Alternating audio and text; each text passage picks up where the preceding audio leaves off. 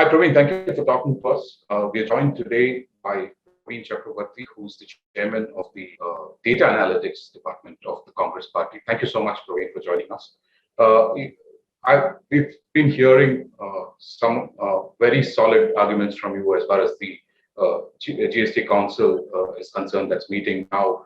The meeting is ongoing right now, and I'm sure you're observing what's happening there. Your initial observations, Praveen, the kind of things that you had put forth just before the meeting had begun, the trust deficit, the revenue deficit angle, all those things that you put forward, and what is unfolding right now. Can you give us your initial observations on it? Sure. I think the current GST Council meeting that is ongoing right now in Chandigarh, it's a very important and somewhat of a landmark meeting because the GST completes 5 years. So this is the meeting to commemorate and the fifth anniversary of GST. The 5-year milestone is important because the guaranteed revenues to states that was really the anchor in which GST was launched in India. That was a 5-year guarantee, and that ends with this meeting. That ends tomorrow. So, which means from day after tomorrow, states do not have any revenue guarantee of GST, which they had for the last 5 years. That's number two.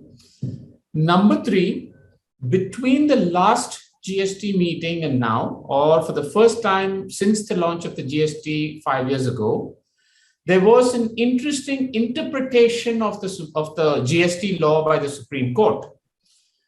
This was not a ruling by the Supreme Court as mistakenly believed. It was an interpretation of the law where the Supreme Court has said that the GST Council's recommendations on tax rates are not binding on the state governments, which means the very idea of GST, of one nation, one tax, is somewhat questionable now because, for example, Tamil Nadu could go back and say, well, GST Council recommends, let's say, 26% GST on coconut water, but in Tamil Nadu, a lot of people drink coconut water in the south. And so we will not tax it at 26%, we will tax it at 14%.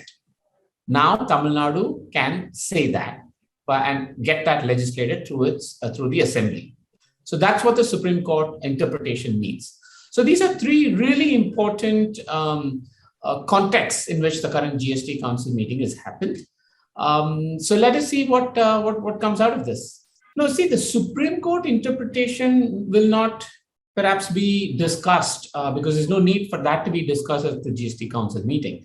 What that does is that strengthens the hands of the state governments, right? So really the most contentious issue as far as the state governments are concerned in this GST Council meeting is the revenue guarantee and the extension of the compensation guarantee regime.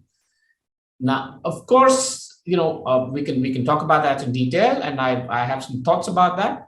The union government is somewhat reluctant to extend the compensation guarantee, and I can fully understand why. I mean, their apprehension is quite understandable. Because there's a war going on, oil prices are very high, the fiscal situation is completely gone out of control. So at this stage, to go and get into some sort of a guaranteed compensation can be problematic for the union government's fiscal situation. That's understandable. Having said that, from the state government's point of view, what is the situation? It is well acknowledged that the GST has not delivered on its economic promises. This was even before the pandemic, because when GST was launched, everybody was told this would lead to 2% GDP boost, and things would be hunky-dory. That did not happen. The states lost their taxation powers, right? Their sole taxation powers. So today, state governments in India do not have sole taxation powers for both direct taxes and indirect taxes.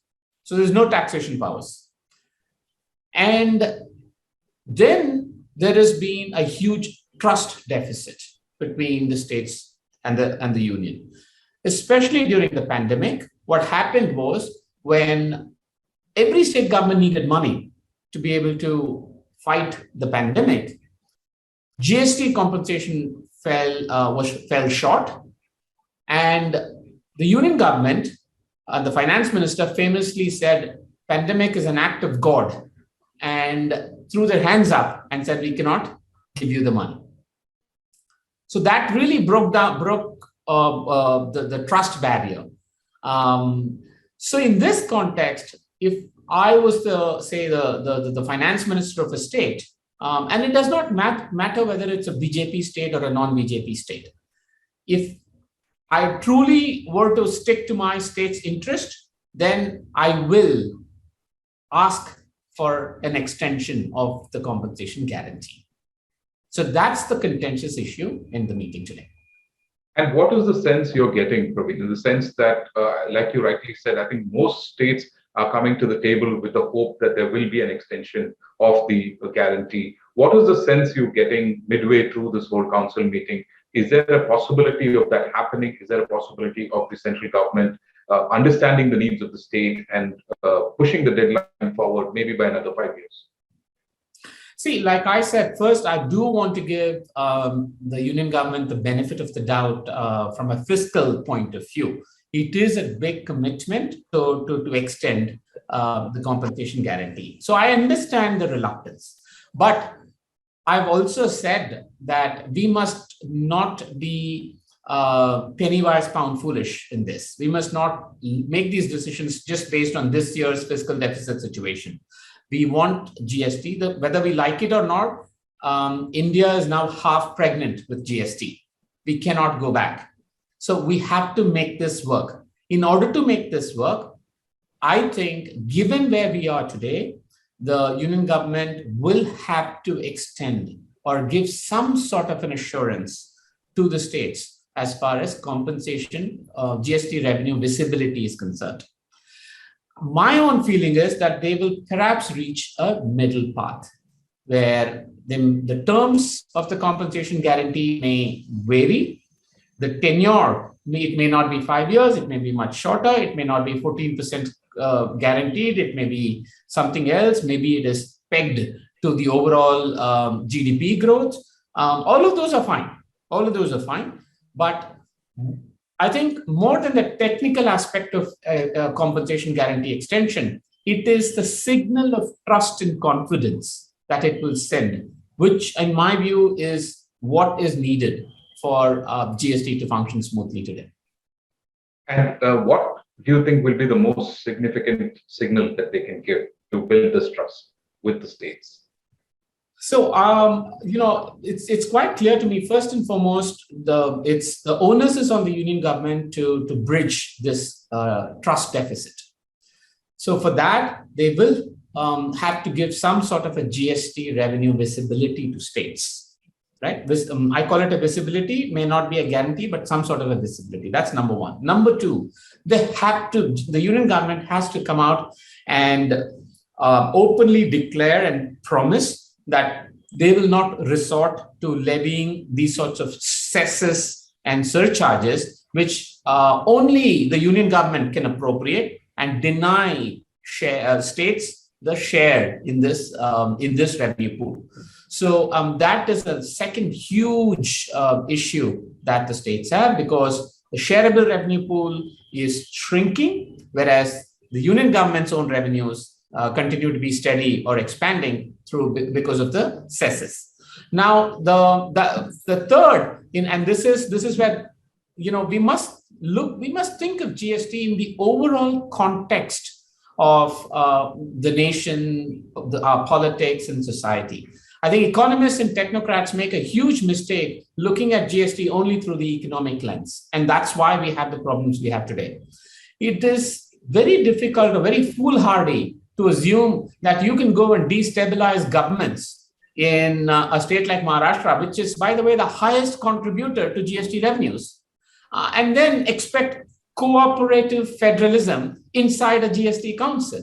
it's the same person who's outside, whose government you're trying to destabilize, and then you expect cooperative federalism inside. So it's a very foolhardy notion. So I think we must understand that cooperative federalism is not just an economic compact, but it is a broader political ethic.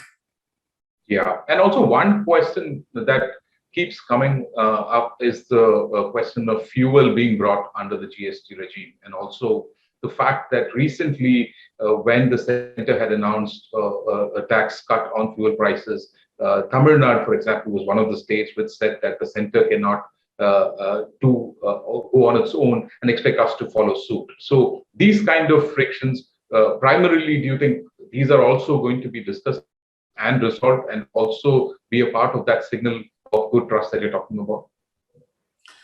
Yes, I mean, I have, of course, heard my friend PTR say a lot of things about GST and the fuel taxes. On fuel front, I actually don't think either the center or the states want it to be under the GST. And I'm not even convinced that for the common person, it is necessarily better that it is under GST. So I think sin goods and fuel may continue to be outside the GST, but maybe, as part of a negotiation, if they say, okay, let's bring fuel in so that the revenue pools go up. So that could be a part of a negotiation tactic. But economically speaking, I don't think fuel needs to be inside the GST at this stage, where GST is still very, very precariously poised in the country. Yeah, and we're talking about precariously poised. You did even mention about a possibility of a GST exit, Brexit. I mean, is that just a threat or of sorts, or do you see something like that even being a possibility? See, I wanted to caution people, and the reason I used Brexit is actually the similarities are quite striking. What was Brexit? Brexit was about the British people saying, let us not sacrifice our sovereign powers for a common market that undermines the interests of the British citizens. Now, we could argue whether it's right or wrong, but it did become a political issue, and political parties capitalized on it and actually came to office riding on this issue. So today, GST, and I repeat again and again, GST is not just an economic issue. It is now a political issue in our country, especially in states such as Tamil Nadu, Kerala, Punjab, where there is public opposition or resentment to GST. Of course, the political class contributes and builds this distrust, but it can also capitalize on some of this. And then it can lead to things such as Brexit, and that's why I wanted to caution. But I'm also very clear that that is not in the interest of the country, and hence we must do whatever it takes to salvage GST. And to do that, the onus lies squarely on the union government. They will have to bridge the trust deficit and win the confidence back with the states. Yeah, I think you can't probably stress it more, the points that you mentioned in terms of building the trust. But that's probably what the state is coming to the table with, hoping that there will be some sort of assurance of this trust. But what should the common man be looking forward to as far as this crucial meeting is concerned? What should be that one thing that they should be looking out for? Yes. See, I think that's a very important question, because first, let me place GST is an indirect tax. What does that mean? That means an indirect tax affects every person, from the poorest person to the richest industrialist, in exactly the same manner. So, unlike a direct tax. So, what happens in the GST Council is probably what affects the common person the most, rather than the budget that gets presented. Now, in this context, there is a lot of talk about raising rates of a lot of goods and services in this meeting because there is shortage of revenues.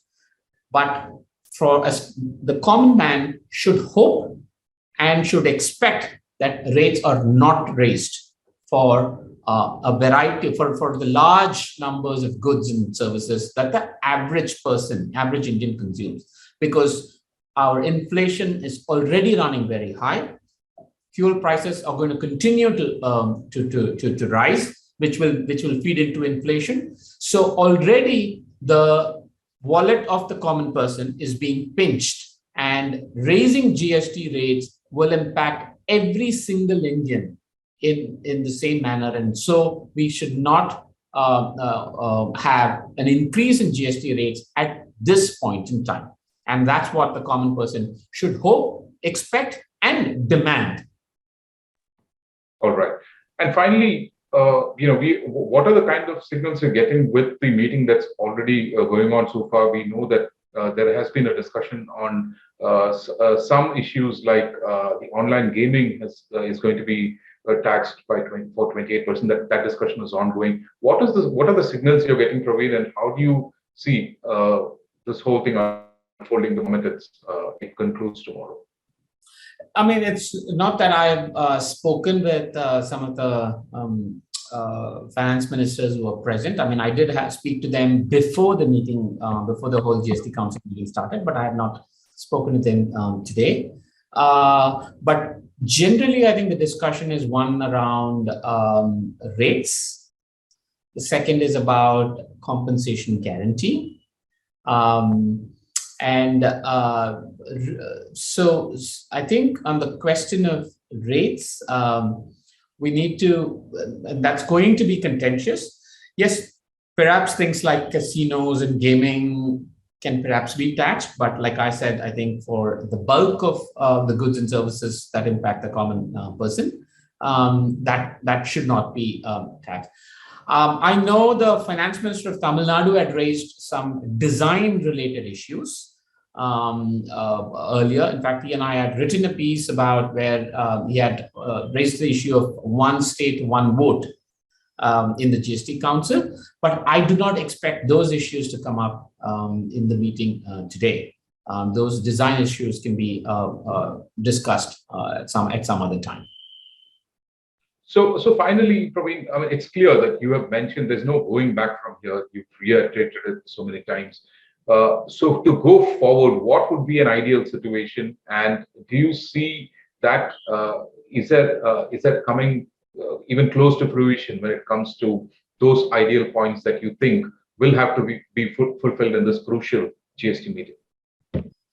Yes, I think the union government must now realize that the Supreme Court has really opened a Pandora's box in some sense. So if the idea of a one nation, one tax and the efficiency gains of a one nation, one tax have to be realized, then the union government either in today's meeting or immediately after should come out and assure the states that A, there will be revenue visibility for them. It could be in the form of guarantee, it could be in the form of whatever, but there must be revenue visibility. B, they will not levy cesses and appropriate all of it only for the union government and not share it with the states. C, they will stick to the commitments of revenue guarantees and revenue visibilities that are agreed upon in the GST Council. And D, disputes about GST rates will be resolved in either through the dispute resolution mechanism or through or amicably at the GST Council, not through the veto process or the majoritarianism process that the GST Council tends to follow today. And the point that you mentioned about the sort of political scenes unfolding in Maharashtra, and I believe the Maharashtra representation is not there in the GST meeting presently. So how do you think that is going to impact with these state representatives that are there in this council meeting? meeting? And are you hearing anything? You've been in touch with some of the ministers. We know. So what are you hearing? No, see, that is in some sense the elephant in the room, right? I mean, I can understand perhaps the finance minister and the finance secretary, and the revenue secretary present in the GST council do not control any of these developments. But they have to realize that people who are attending these meetings are players and get impacted by what happens outside. So I hope that the finance minister will have a very frank discussion with her leadership in both the party as well as in government, and say that economy does not function on its own as a silo. So I think and that's why I said the onus really lies with the finance minister on this issue. Yes, be political rivals outside, no problem. But you must not indulge in actions where you shatter the confidence and break the trust and create bad blood between states and the union, that it becomes very difficult to function in the GST Council, which is the single largest taxation body in this country today. All right. Right. On that note, thank you so much, Praveen, for spending some time with us. We'll touch base again once we get to know what really has been the outcome of this entire meeting. Thank you so much for your time. Really appreciate it.